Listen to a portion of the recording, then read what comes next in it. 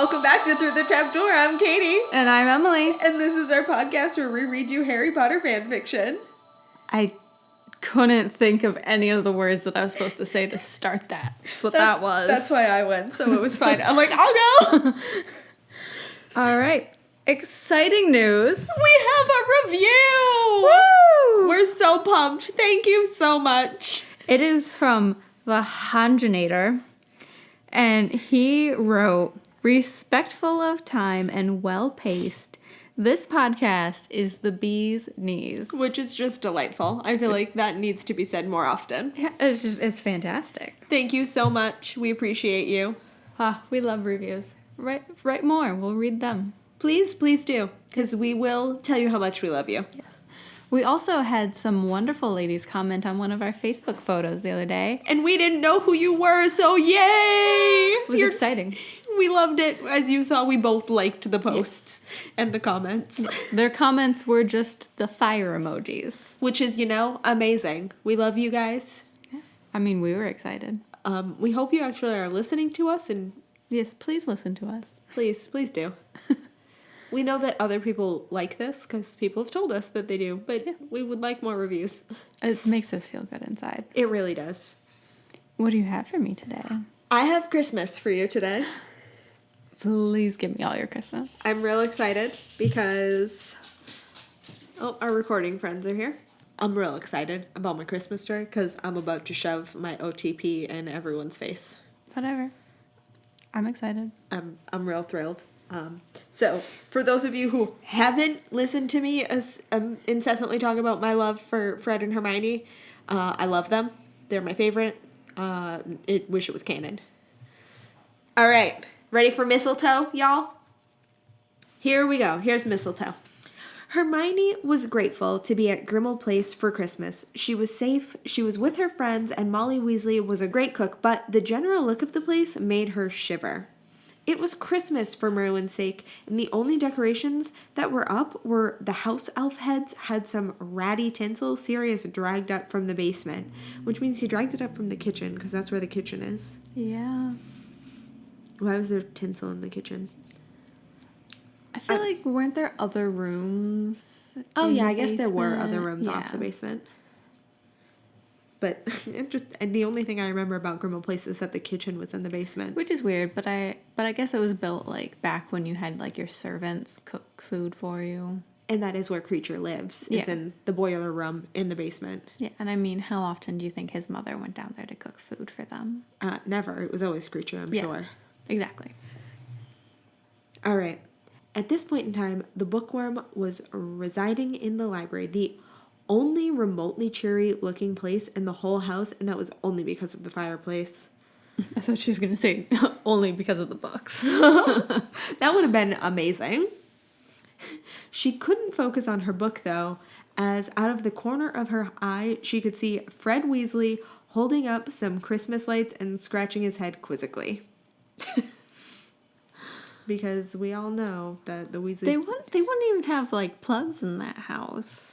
She raised an eyebrow as he tapped a bulb and it exploded. Bloody hell! He dropped them quickly. Fred, what are you doing? She sighed, irritated that she had been disturbed. Accurate. Sounds about right. Oh, and this.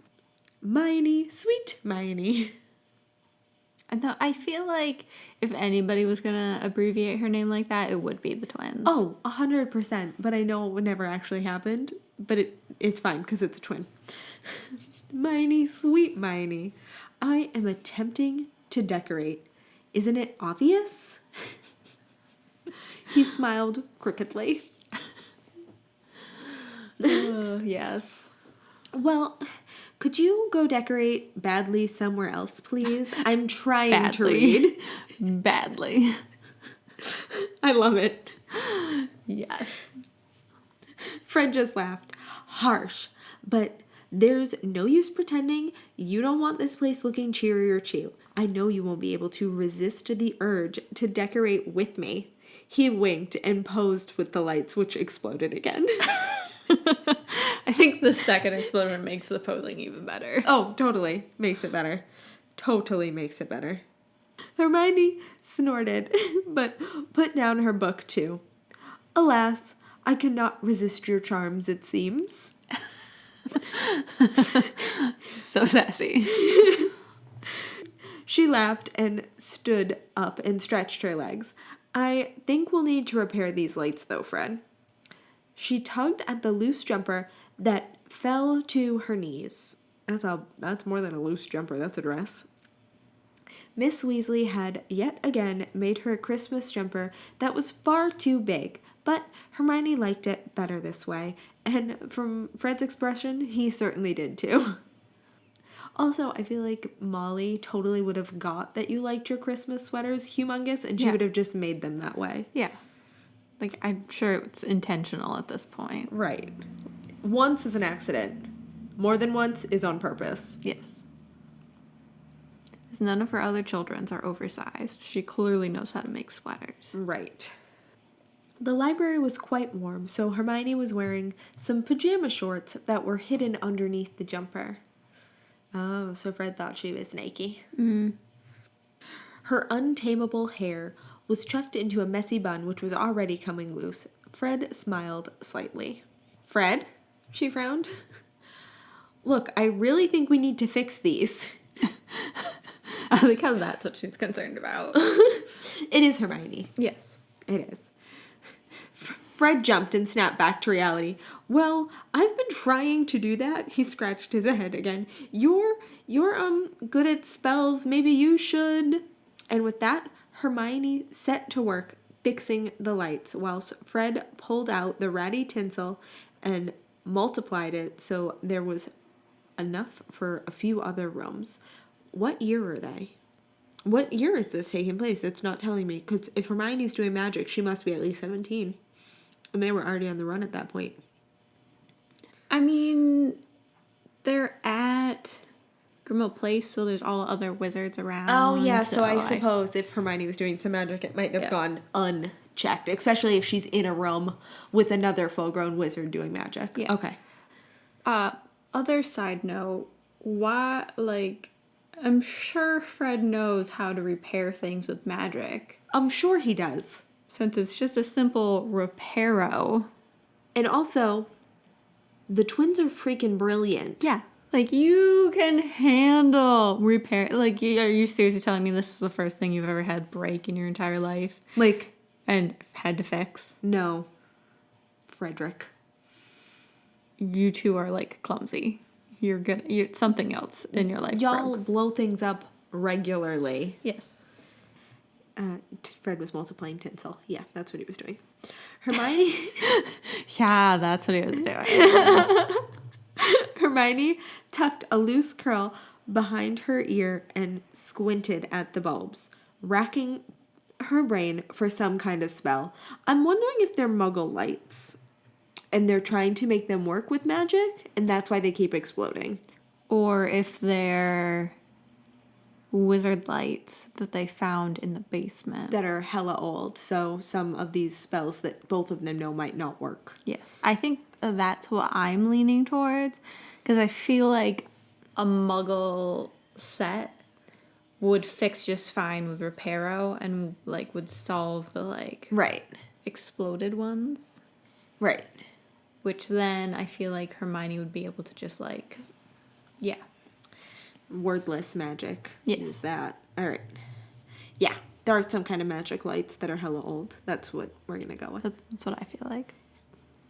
Fred leaned against the fireplace and watched her discreetly.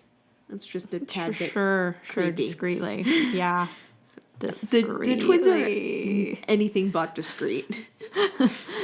Leaning against a fireplace to watch someone is also not discreet. Yeah. He might think he's being discreet, but might be discreet for a twin. It wasn't as if he had never seen her before. Harry and Ron always dragged her around the burrow, and she was often talking with Ginny about something, but Fred had never looked at her like this. What, like a girl? Like, did you forget your eyeballs? Did you forget she was a woman? Frederick? They always do this. Yeah. In Fred and Hermione stories where it's just like Fred oh, looked at her. and suddenly realized she's a pretty girl. What? Though I do feel like most boys, like, go through that stage in their life where all of a sudden it's like, oh, you're not just my friend, like, You're pretty. you're actually, like, a pretty girl. Yeah, but, like, I could see Ron doing that, but Yeah. Fred is 2 years older than them. So I guess it could be all of a sudden like, oh, you're not just that little girl who's annoying and yelling at me all the time. Yes. You're like a pretty person. Oh. Yeah. All right. She wasn't overwhelmingly beautiful. Rude. Rude. Very rude. Oh, I lost my place because I scrolled. She wasn't overwhelmingly beautiful like some of the girls at Hogwarts, but it was undeniable that there was something about Hermione Granger that made her so pretty. Maybe because she has a brain? Yeah, that's probably it. She's not just a mindless shell with... She doesn't take your garbage. Her hair was wild and her eyes were fierce. Oh, that's actually nice. I like that. It's a good description. But she had a gentle smile, and her laugh was such a happy sound that it made Fred grin. Plus, she wasn't exactly bad or lacking in the body department. So she's not gorgeous, but everything else about her is great. Yeah, that's what I'm getting. Well, I guess that's better. He's like, I like her because she's not just pretty, she's all these things. Mm-hmm.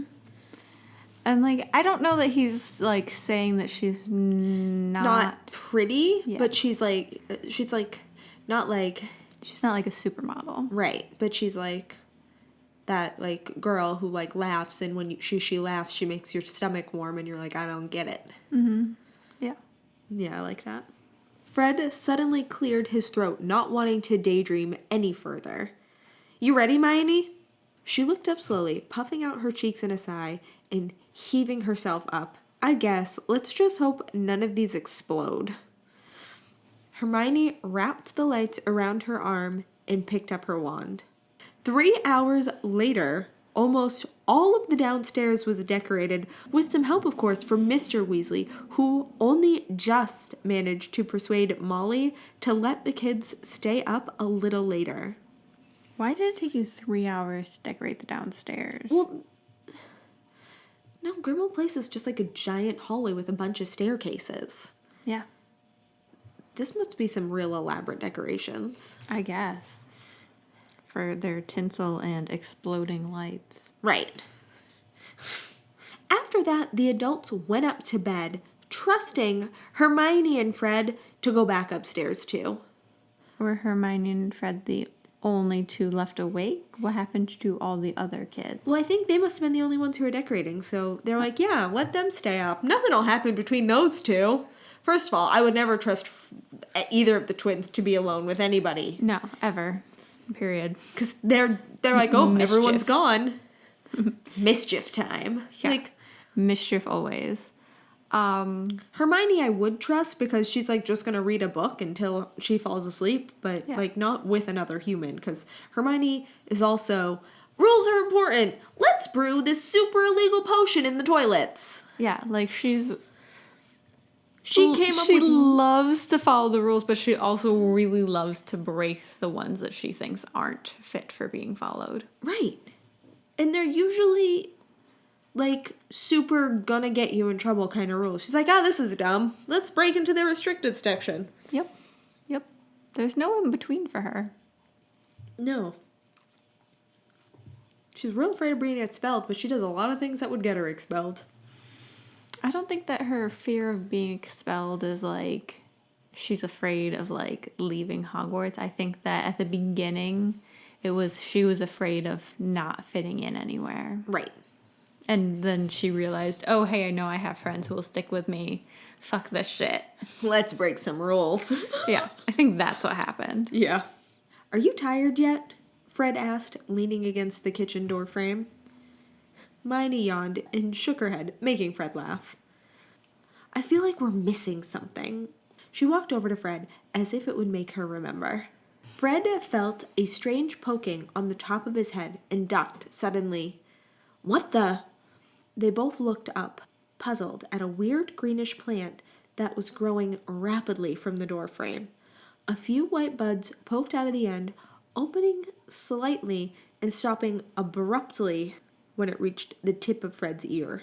Okay, the twins are not supposed to be very tall. I know in the movies they're very tall, but they're not supposed to be. So this mistletoe, or which is clearly what it is, that's growing out of the doorframe, is humongous. Mm-hmm. Hermione frowned. Isn't that mistletoe? Yes, sweetie, that's mistletoe. Yep. She stood on her tiptoes to get a closer look. Yes, it is. Fred, it's mistletoe. How weird. Why is that weird? It's Christmas time. Also, it's a magical house. Right. Yeah, weird. Fred cocked his head to the side. Well, that's enough excitement for one night. He smiled awkwardly, wishing that he could have been courageous enough to just lean in and kiss her. As he went to move out of the way for Hermione to step past, he felt a weird sensation run up his legs. Did he pee himself? No, it ran up his legs. Not down, up. Up. Ah, Hermione yelped as the same happened to her. I can't move my legs. I'm stuck. She panicked. Your wand, where is it? She bit her lip and whacked her hand to her forehead. Damn it, I left it on the table. You said to kiss and get it over with. Come on, guys. Hermione leaned forward from where she was frozen, attempting to reach her wand, but it was no use. Fred blushed uncomfortably as his jumper rose up slightly. Why is your jumper rising up? Yeah. Does it mean as her jumper rose up slightly? Yep, it did. It actually says that. Okay. Let me reread that. Hermione leaned forward from where she was frozen, attempting to reach her wand, but it was no use. Fred blushed uncomfortably as her jumper rose up slightly. Much more sense. It's no use. What do we do? She asked. Yes. Looking the most vulnerable Fred had ever seen her. It's mistletoe. What do you think you're supposed to do? I know, like, girl, you're a muggle. You know what mistletoe is. Well, muggle-born, I should say. Never thought I'd hear you ask me what to do. He chuckled softly, suddenly aware of their close proximity. She rolled her eyes, smiling. Occasionally, I do have to ask. It's all part of learning. She coughed awkwardly, trying to find some way to lean that wouldn't get too close. You got, like, you know each other. Like, you've known each other well for many years. It's not awkward to stand closely next to someone you know. It's not that awkward. Trust us to get caught in a cliche like this. This is like a muggle fairy tale. I'm the handsome prince who has to kiss the damsel in distress. Fred teased. Oh. Well, just kiss her already, damn it. Yeah, you both clearly know. Stop dancing around it. Hermione laughed, a faint blush raising to her cheeks. Oh, wait, that's it, she exclaimed, eyes bright with an idea. Mistletoe! You kiss under mistletoe! Maybe that's the jinx on us. We have to... She trailed off, looking at the floor. We need to kiss? Fred asked, bewildered. He wasn't scared of kissing Hermione. He was over the moon, but he was scared of messing up or scaring her off. All right. Yeah, that's legitimate. That's fair. She nodded. Look, I understand it's too awkward, but I just think we'd be able to get to bed quicker. Well, not me and you. I mean, separately, of course. Hermione rambled on. Fred felt like laughing. How bizarre was this situation? Better yet, how great was this situation? He felt a sudden surge of courage and looked down at the petite Gryffindor, stuttering and stammering. You can do this, he muttered under his breath, as he wrapped his arms around her waist. That's cute. He's encouraging himself. You can do this. You got this. Do it. Come on, come on. It's like the mirror pep talk before a date. You can do this. Come on. This is going to be great. Hermione turned crimson and bit her lip hard before relaxing into his arms. She met him halfway, intending to kiss him briefly. On the other hand, Fred wanted to kiss her so passionately that even he was overwhelmed by his feelings. So passionately. Fred is in his feelings right now. Yes, He's he in is. them. He's feeling all of them. Yeah, all of the feelings. He leaned down, bumping nosies. Nosies. Bumping nosies. I'm going to keep it. Bumping nosies clumsily. And pressed his lips to hers. Hermione relaxed slowly and attentively placed her hands on his shoulders, then brought her arms around his neck as the feeling was regained in both of their legs. Neither of them let go. Aww. So cute. Fred held her carefully, like she was fragile, even though he knew she was anything but. The moment was so brilliant, he was worried that the slightest change in position would cause her to pull away. But like all good moments, it had to come to an end. They both pulled back for breath, resting their foreheads on each other's. Not too shabby, huh? Fred whispered, smiling crookedly. Hermione blushed again, kissing his cheek lightly. Merry Christmas, Fred. Aww. And then it's all done. Aww. That was a sweet one. I enjoyed that. It was cute. I love it. It's a good Christmas one. It was. It was a good Christmas one. I have many questions about the lights, though. Like, are they Muggle lights? Are they not Muggle lights? I know we don't know if we don't know much about them, and now I want to know more. Yeah. I also want to know, does this house magically just grow this mistletoe, or Somebody curse you with some mistletoe? like? Because I feel like very much that is something George would do, is go, I'm gonna put this magical mistletoe here. I'm gonna catch them in a situation. Yup. I feel like that's a very George thing to do. I feel like it would be, yeah. I'm gonna just go with that George did that and we just don't know it. I like it. So that's all we've got for you tonight. Yeah. Or today, whatever time you're reading this, listening to this. We're reading it at night. Yes. Please note, I have drank a lot of wine. Same. And that's why I'm laughing like a guinea pig. Also, we read last week's story tonight as well, and The crop top story, which hilarious. we could not stop laughing. So that just started an all the laughter. Probably should have read that last. Probably should have, but you know. It's fine. It's fine. So, bye guys. So Bye. next one will be, the week before Christmas? Yeah. So we'll have to come up with some more Christmas ones to read. You gotta come up with Christmas to read, because I just read. Maybe I'm going to pick another short one. And make me read again? No, I'll probably find a nice long Christmas one. Yeah. We'll see what I find. Thank you so much for joining us on our journey through the trap door. Please leave us a review on Facebook or iTunes. It would literally mean the world to us. It really would. You can find us on Facebook and Instagram at Through the Trapdoor 16 or on Twitter at The Trapdoor. And please send us an email at throughthetrapdoor16@gmail.com with any story suggestions. And as always, join us again next Saturday as we travel through the trapdoor.